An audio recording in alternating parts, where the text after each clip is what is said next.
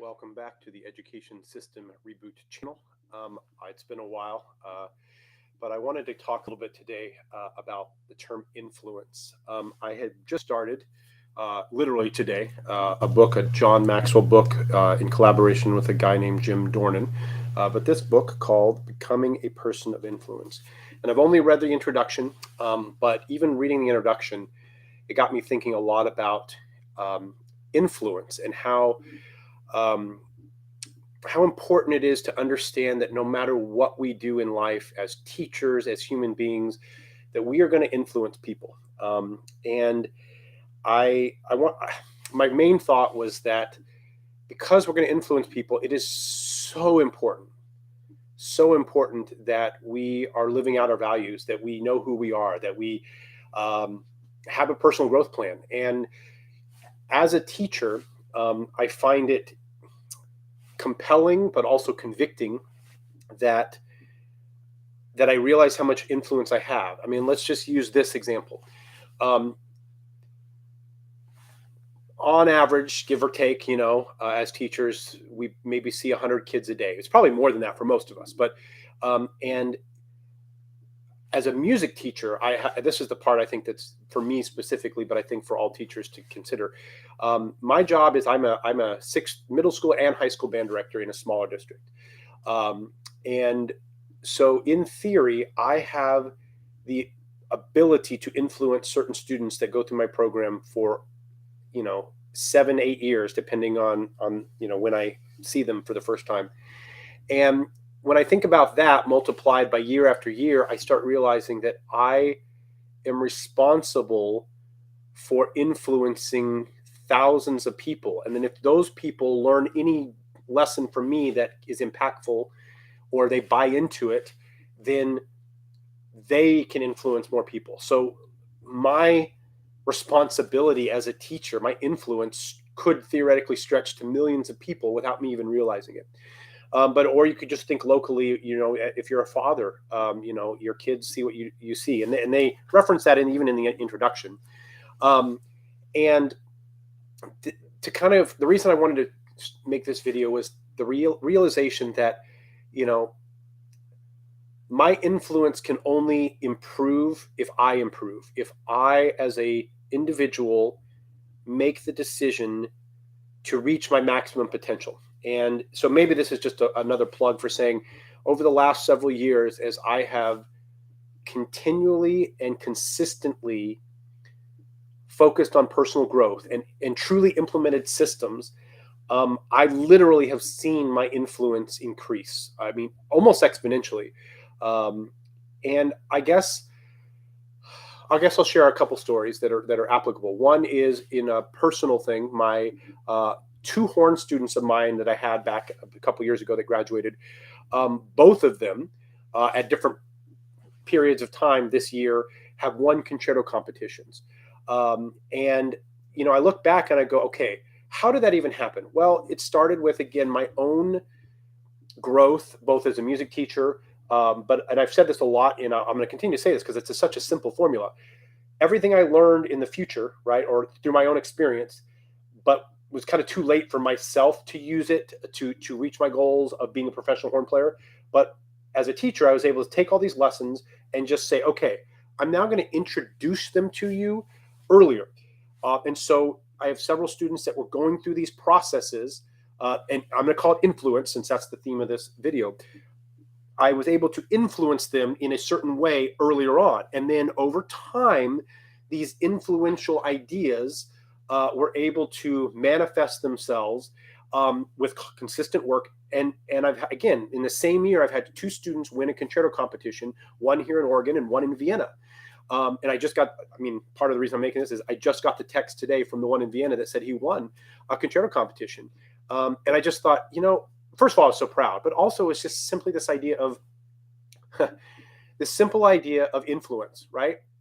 I had two students that bought into my approach, that followed through, that allowed me to influence them, to coach them, to mentor them.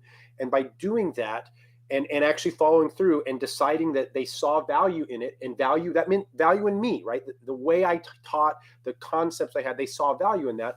And they internalized it, and they did it way earlier. And here's a byproduct.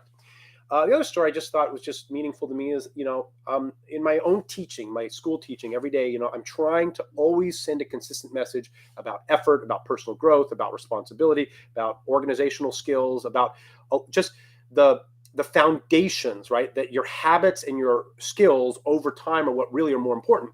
The content is important, but long term, it's like people are going to forget the content. But if you can develop the right habits, you can be a lifelong learner. Anyway, setting this up, I got an email from a student that was just kind of talking.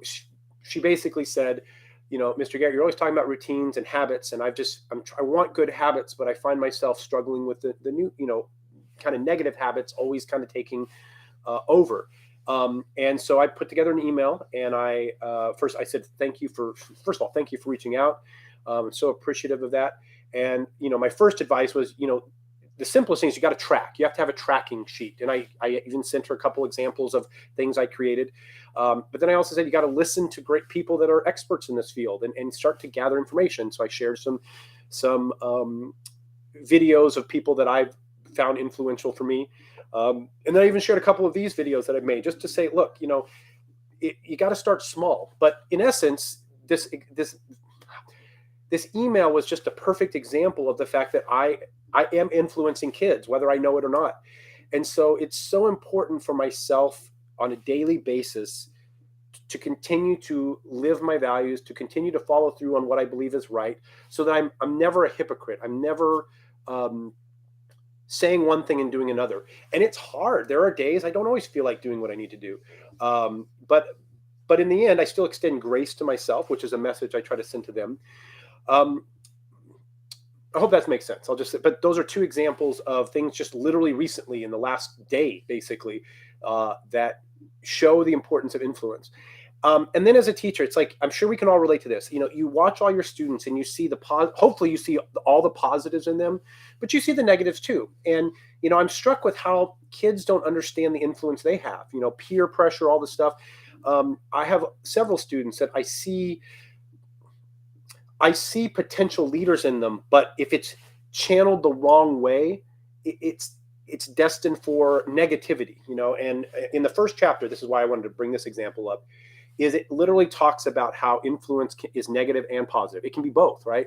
But no matter what, you can't get away from the fact that you will influence people. It's just the nature of living life, And it could be a small circle of influence, it could be a large circle of influence. But the reality is, this is where I think this channel is so important for myself, is we as an education system, I feel like need to put a higher emphasis on character development, on habits, on effort, on, on just basically following through.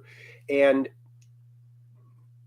our influence, right, as teachers or just as human beings, it's important that we look at ourselves first. And so I guess I just felt like this would be a great subject to kind of reboot my education system reboot channel, because I haven't made a video in a while. But anyway, it just felt like the right thing to do today. Sometimes you just have to listen to the spirit of creativity and influence in yourself and say, this is the right time to do this. So that's why this video is being made. So influence. So I'm looking forward very much to kind of seeing how this book talks about influence. And I just thought, I started the first chapter, the introduction, and it seemed to light something in me to say, share this with the world, or share this with the limited people that are watching. But influence. All right. So just remember, you have influence no matter what you believe. And so if there's things you don't want influenced, whether it's your kids, whether it's your students, the time to address those things is probably today, which again just reminds me of, I love this quote, the best time to plant a tree was 20 years ago. The next best time is today. So, if you can take that to heart and realize, I got to start something better today. Tiny habits, one thing at a time, follow through, be consistent, track. Just remember, you will always influence other people in some form or fashion. And let's just try to make it as positive as possible. All right. With that said, as always, remember, consistent effort over time equals success. Thank you.